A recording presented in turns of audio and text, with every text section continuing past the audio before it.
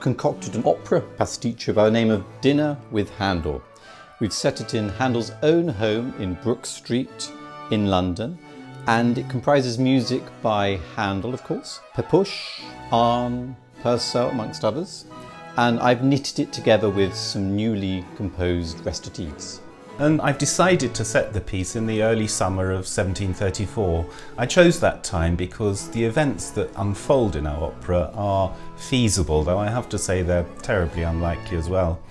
And the whole plot revolves around the fact that Handel, and this is true, employed as his cook a very promising young German bass called Gustavus Waltz, and at the same time he's promised him some significant singing work.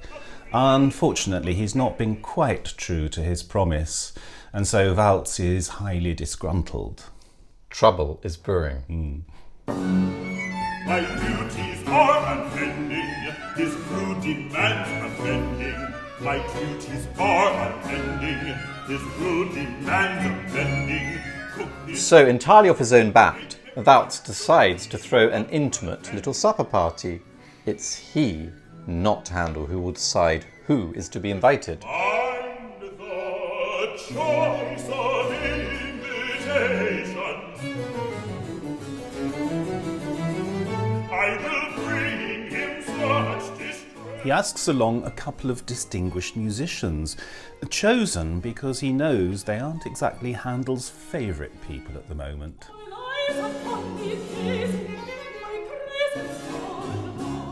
There's the ageing Italian diva Francesca Cuzzoni, recently rejected by Handel for his new opera company, but is convinced by her own quasi-divinity as ever.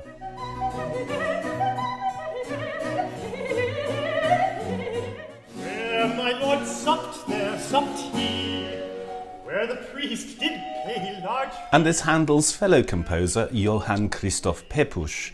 Handel's annoyed with him, even maybe a little bit jealous because of the success of his earlier collaboration with John Gay in the famous Beggar's Opera.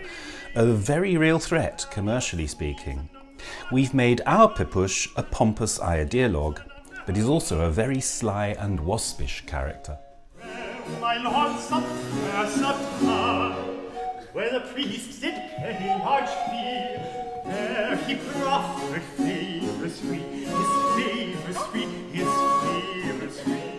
But by far the nicest guest, the nicest character in the whole piece in fact, is the warm-hearted proto-feminist Mrs. Pendarves, Handel's best friend.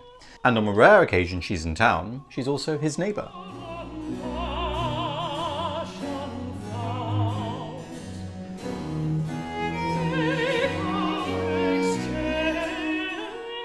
Which leaves Handel himself. He was certainly no saint, and we've decided to show him as a bit self-obsessed, insecure, and at the same time arrogant, at least until his conscience is stirred or until he's reminded of his dire need for friends. He's overworked, and he can take people for granted without really realising it. And it has to be said that sometimes he feels, well, a bit lonely. In a word, he's complicated.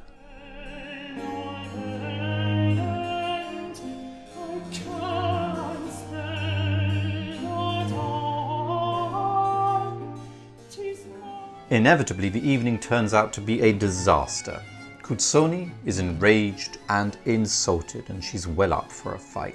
Pepusch sticks obstinately to his guns in defending opera for masses, while teasing Handel remorselessly. Handel is irritated and embarrassed, and he holds forth high-mindedly. Mrs. Pendarves tries in vain to steer the conversation towards calmer waters, while, in the wings, Waltz smiles with quiet satisfaction as tempers explode and the party disintegrates. Even Mrs. Pendarves has had enough.